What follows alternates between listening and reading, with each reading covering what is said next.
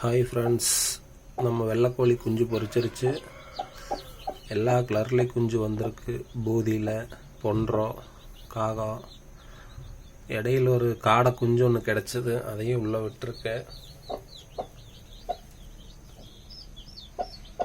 அது இத்தினூன்று இருந்துட்டு நாட்டுக்கோழி குஞ்சுகளை கொத்துது.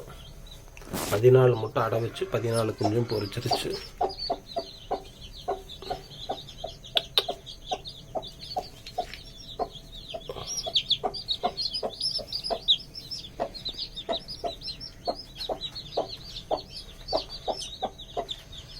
இந்த குஞ்சுக்கு சேல் பண்ணுறதா இருந்தால் 2 மாதம் கழிச்சு தான் சேல் பண்ணுவேன்.